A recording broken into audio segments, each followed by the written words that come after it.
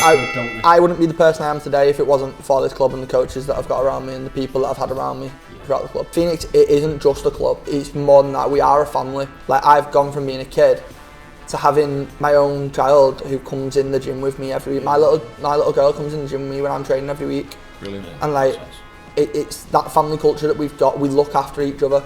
Like I was saying to you before we started here, it's exam season now for the majority of our junior kids. Yeah. So yeah, a couple of them are boxing because it's actually during half-term week. A couple of them are boxing on the show. But our emphasis for those kids, although we are a boxing club, is to push them down their academics and focus. Because not a lot of people make money out of this sport. Very, very few and far between.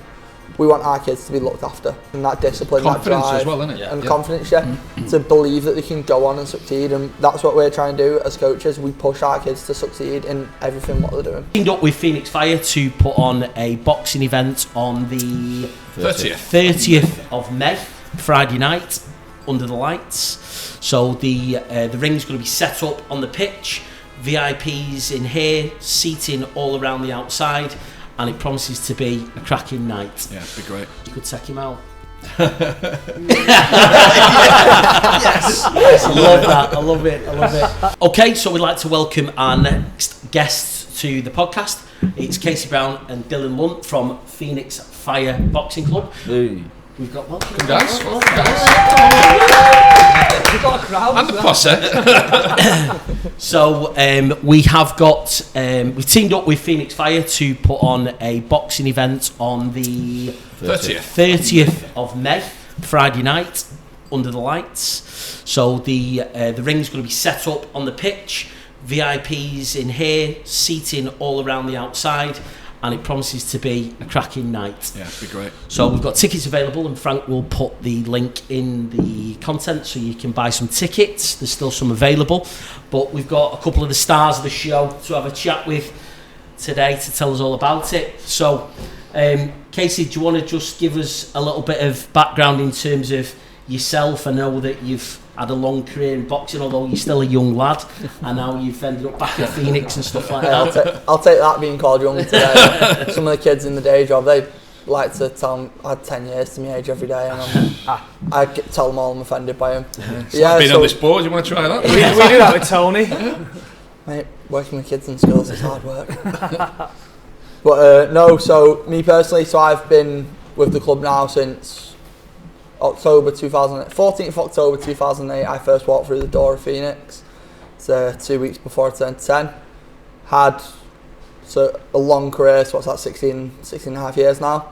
Been up and down the country, here, there and everywhere for Phoenix, here, throughout England, Scotland, Wales, abroad, Ireland, Spain, flying the flag for Phoenix. Most cap boxer that Phoenix has ever produced. Might not have won the most titles and that we've had out of the club, but I've always been there or thereabouts. I had 103 bouts initially, then I had a go at the pros. I had 7 professional bouts, but then for one reason or another, brought me back home. Always stayed training at Phoenix, but Phoenix, boxing out of Phoenix and boxing for Phoenix has always been home to me, and made the decision at the start of the year now to come back to the amateurs. I've got a couple of years left competing, things in my life limiting the amount of time I've got left, and I just want to made the decision, like, I don't want a lot of the stress that comes with the professional life. I just want to enjoy my boxing, get me home and being with the club that I hold dearest. Good man. Nice.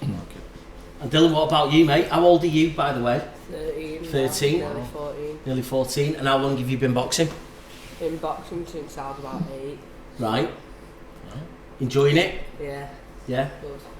And I've been at Phoenix, started and I changed clubs, but then I've came back to Phoenix, feel a lot better. Yeah. Simo, mate, you come back. Yeah.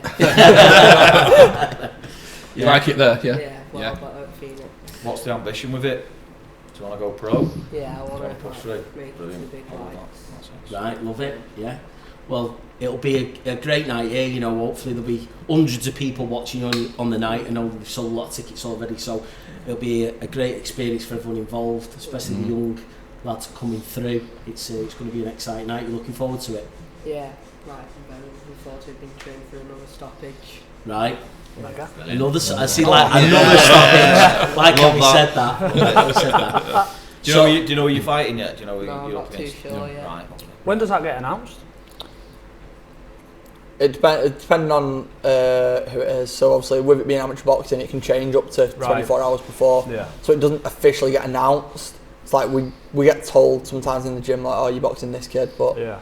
our head coach Damo, he tells us you match, but he don't really like telling us who we're boxing, because especially the younger ones, you know, they all like to, you know, go and find them all on Facebook, and people get in their own heads about it. Yeah. Whereas they might not even end up boxing that kid. Yeah. They might do all this thing and get in their head about the bout, but then I know, because I've been there myself when I was younger, getting all worked up about boxing this kid, and then day before that kid's pulled out and you're now boxing a different kid. Yeah. So. And how does it work then, Casey, in terms of, obviously, you know, you're older than a lot of the younger kids who are going to be fighting. Are they paired up by age group? Is it weight? What does that look like? A bit of both. So different age bandings. So we've got the schools, the juniors, the youths, and the seniors, so the elites. It's like Dylan would be classed in the schools age category, which is sort of up to about 14. Then 14 to 16 is juniors. 16 to 18 is youths, and then once you're in the year of your 19th birthday, you're classed as an elite, a senior boxer. So you can only box someone on a club show. You can only box someone within a year of age, and they've got to be within like 2 kilos of weight category. Because obviously the smaller weights you want to try and keep them closer. The bigger weights you can let it go out a little bit more. Yeah. So Yeah. It makes sense. it's like percentage of body weight and stuff like that. It's got Makes to be it fair. It's one of them. It's daft. It's a bit of common sense in it on the scales. If, you don't want Protection, someone isn't it? daft. Yeah, you got to put. That's the first and foremost. The safeguarding of the boxers from coaches and the officials in charge of the show. Right. It's the safeguarding of the boxers. You got to look after them. So I think is a 15, 16 bouts on the night. Yes, we're looking at about 16 bouts on the night. Obviously, like we're saying, things can change. Hopefully, we won't be any less than 14 when we give the punters bargain for the butt. Yeah. You know what I mean? Ranging up from kids having skills bouts at like 10 years old up to me as a senior boxing on there. We've got a range of different experiences, including our own national champion in Kai Cairns. Won the national title earlier this year. Kai's supposed to be boxing on the show. We've got other lads that we believe can go that far and win multiple national titles boxing on the show. So... No, it's good. I was talking to Simo the other day, and he was, you know, I've been down to the club on a number of occasions, and you know, you see all the kids training and stuff. There's a lot of talented kids there. We've got quite a few of them who actually play football here at Rylands. Mate, they're always shadow boxing during like the summer camp. Any time the ball's out of play. Yeah. But it's just great to see so many youngsters getting involved in a sport that, you know, can, I suppose, keep them on the right path and keep them out of trouble, and you know, it's good for discipline and stuff. I think that's the big thing in it about boxing. It is really disciplined, isn't it? Yeah. And I think that does a lot wonders for young kids, doesn't it? That maybe go the opposite way. And I think a lot of stories from pro boxers that you hear of, that they were going down the wrong path and they find boxing and it gives them something different, which is great. And I think Phoenix Fire do an amazing job with a lot of good kids in the area. It's accessible. Sorry, Mike. I was going to say it's accessible to a lot of kids who perhaps haven't got a lot as well. In the I think that's been a lot of the drive of why we want to put it here, because it's local kids in the area that are doing something good, and it's nice to showcase it for them. It's local kids that are wanting to give back to where they are. There's this, I was listening to a podcast with Tony Bellew and Darren Barker, both former pro world champions yesterday, and Tony was saying in it, boxing saves lives, and 100% it does. It gives people a purpose and keeps them on the straight and narrow.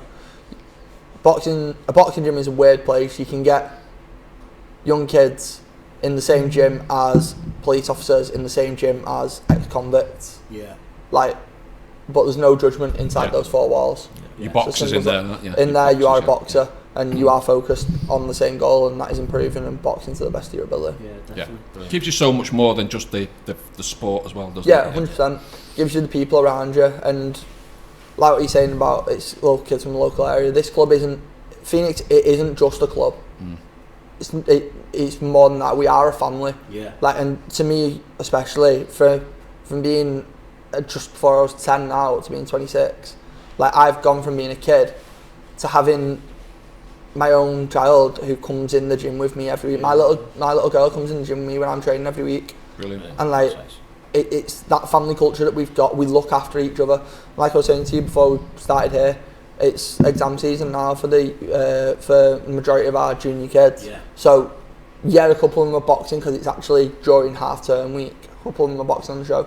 But our emphasis for those kids, although we are a boxing club, is to push them down their academics and focus. Because as a club, we've got to create that drive. Not a lot of people make money out of this sport. Very, very few and far between. We want our kids to be looked after.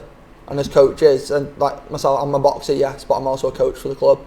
And as coaches, we want our kids to succeed in all walks of life. We want to look after them, to set them up as best as possible going forward. And like we were saying there, boxing gives you that security and that ambition, that discipline, confidence that drive, as well, isn't it? and confidence, to believe that they can go on and succeed. And that's what we're trying to do as coaches. We push our kids to succeed in everything what they're doing. I think that's a big thing on sport in general. You know, boxing, football, rugby, whatever it is.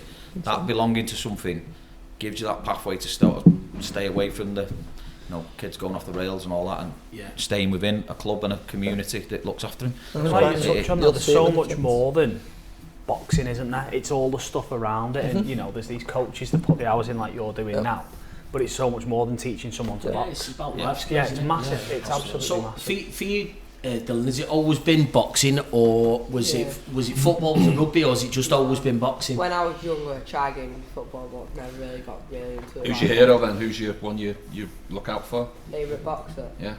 Probably Floyd Mayweather. Oh, brilliant. He was rubbish, wasn't he? Whatever happened to him, eh? If only he could have made it. But yeah, so it was always just intent on boxing. How old were you again when you started getting into it? 8, I was starting. Right. So you're like a seasoned professional now, aren't you? Nearly 14, Really?